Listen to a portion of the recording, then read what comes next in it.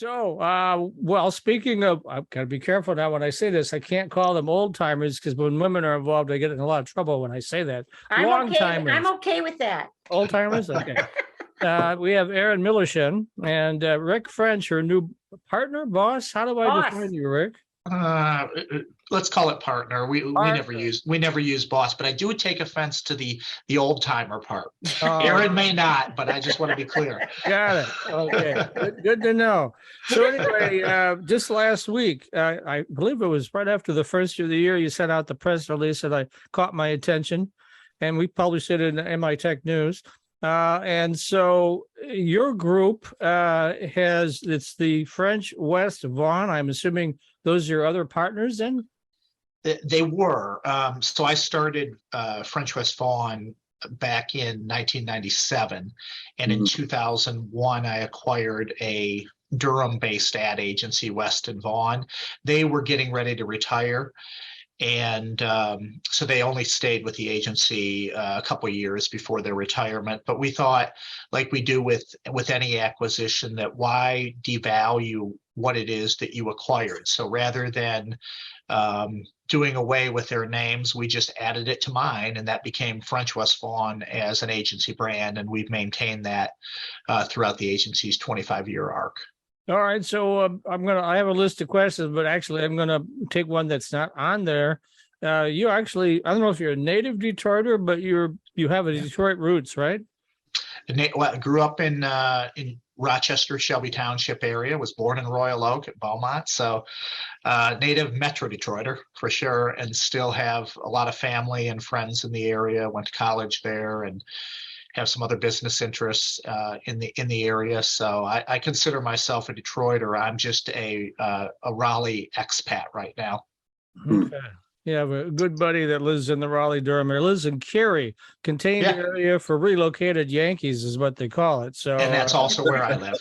I live in Cary. Right. Okay, good to know. Yeah, so it's appropriate. Yeah. All right. So, Erin, so you have the floor here. So, why did you decide to sell your agency? Well, John and I have been talking about,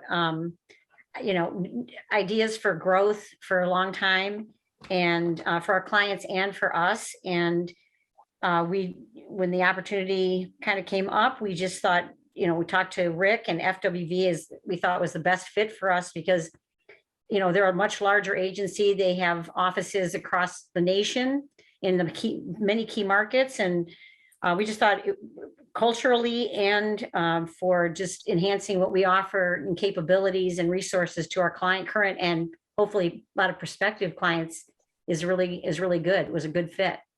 Talk a little bit about who your current clients are.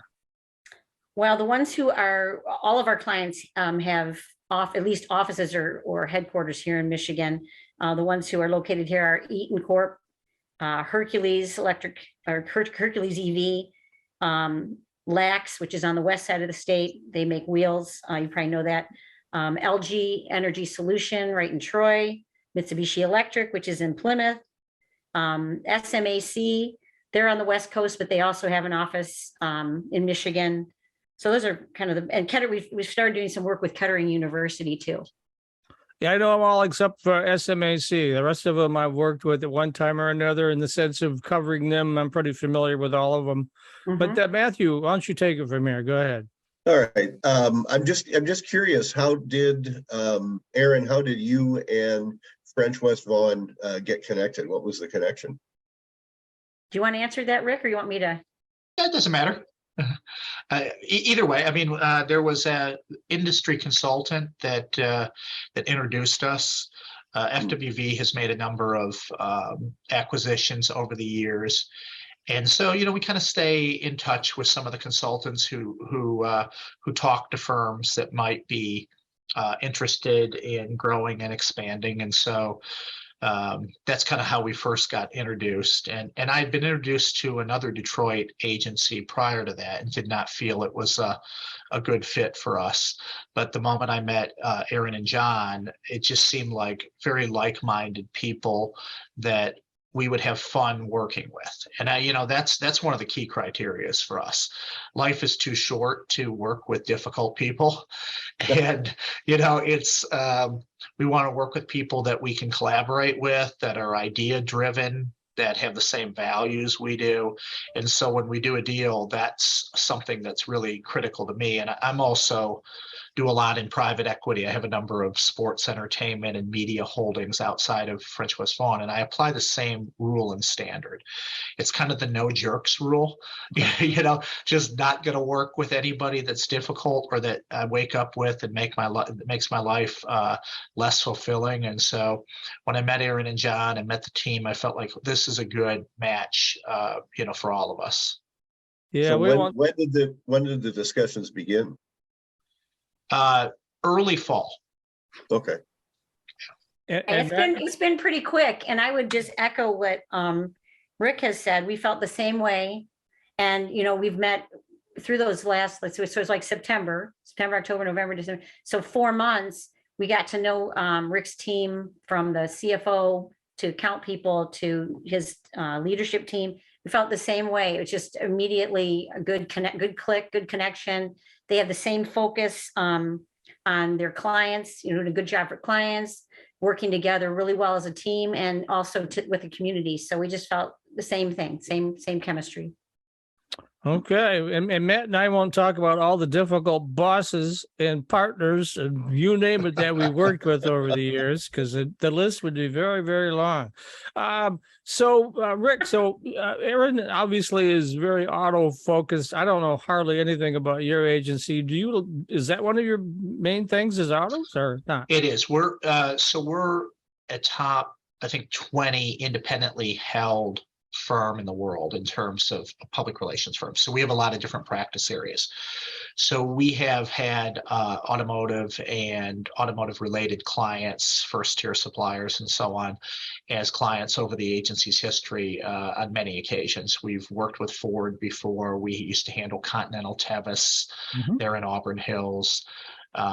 We have the North Carolina Department of Transportation as a client, so all the public advocacy campaigns for Click It or Ticket, Booze It or Lose It, NC by Train, you can go down that list. We work with ABB, which is a huge electrical grid, power grid company that also crosses over into the EV space. We work with Wolfspeed that makes silicon carbide chips for the auto industry and electric vehicle manufacturers. So we have clients in that space and have had very large clients in the space. So this was a way to kind of add to an existing strength for us. And if I look over my shoulder, if I move my chair for a second, you're going to see back here this skyline of Detroit. I've had this on my wall for many years as a reminder to myself that if presented the right opportunity, that we would want to do something physically in the Metro Detroit market and have a physical presence there, so we could kind of build on that. And if you look at what has happened in the auto industry and the migration of so many operations south because of tax incentives and so on. Union, actually, but go ahead. So what's that? I think it's more unions than anything. Well, I know. Yeah. And I know that's always a tricky. Yes, I think the unions, I think that is a major reason why. And I don't know whether I think that's necessarily a positive or negative. But the fact is so much has moved south, and we felt like having the presence in Detroit, having a specialist firm that was really very focused in the automotive and manufacturing industries, along with our global reach and reputation, would create a nice alignment for us collectively going forward. Very much so. Yeah. All right, I lost the list of questions. You go ahead and ask the next one. Okay, I got the list here. So this one goes back to Erin. You're listed as president and your husband is COO. Are you going to take a long vacation now? Or are you going to continue to stay in the market, or what you're going to do? Do we lose Erin? I think we might have. I don't see her on the board. I don't either. All right, well, Um, skip over that question. I'll tell you, well, I could try Unless to you answer wanna it take for. Yeah, go ahead. We don't acquire firms with the idea that that we want to see the principals go anywhere. So our hope is there's no such thing as indentured servants, in our business.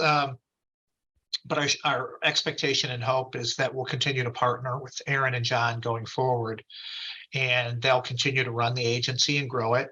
And I will try to provide the resources and guiding hand to be an asset where I can in the business, and to help them grow. My job, like a lot of what I almost say venture capitalists or private equity investors, is to give them the resources and talent that they need to grow the firm. That's why we acquired it. And so I'll be up there in a couple days for sitting down with all the team and doing planning meetings, and kind of having discussions about who do we want to work with? Who is it that would be on your dream list that we really would like to do business with? And let's figure out a way to have a conversation with them and see if there's a need, and so on. So, the way we look at it is we don't want our clients to define us. We want to define who we are by the kind of clients that we have the privilege of servicing every day. And so I think, our plan is to continue to work with John and Erin and the rest of the management team at the Millerschin Group to really grow the agency. He was answering that question for you, Erin, because you popped Thank you. out. So, but he Yeah, was, I don't know what, go ahead. but sorry about that. So anyway, so you and John are going to stay with the firm and still handle Detroit office essentially, right? Yeah, that's exactly right. And so far, we're what are we? A weekend. It feels to me like we're 6 months in, Rick, because we've been talking for a while, but Yeah. kind of like a week and a half in. Rick's coming in this week to meet with the full team to have sort of a strategy and a strategy meeting. So yeah, we're digging right in. And that's the other thing we really, really liked and really appreciate with Rick's team is that, they wanted to retain the name, the brand name, and the people, which is, important to the business. And so we're really excited, as he said, to feel like this is going to give our current clients a lot more capabilities and resources, and gives us a lot more arms and legs for additional business. And you might want to award him with a very warm jacket on his first day, since right now it's 39 degrees and he's coming out of Raleigh where it's 70 or something, right? It's only in the 50s today, but I was actually home. I still, as I say, consider Detroit home for Christmas. So I was there during the deep freeze. Oh, yeah. I went to pick up my rental car when I arrived on the 23rd, and the doors were ice shut. I was pulling on it. They wouldn't open. So I had to go back in, and they had to get me a different car that they used some de-icer on just to get it open. So 29 is going to feel really balmy by comparison. Yeah. Okay. Good to know. All right. So I'm assuming then the last thing we like to do is have you explain how folks can reach out to you, the best ways, website, email, whatever you want to give up. Since Erin, you're running the local agency, you want to do that, or do you want Rick to do that? I guess we both can, but yeah, the easiest way to reach us is we're on all forms of social media. So LinkedIn is a great way to connect with me, Erin Millerschin, or you can just email me, emillerschin@millerschingroup.com.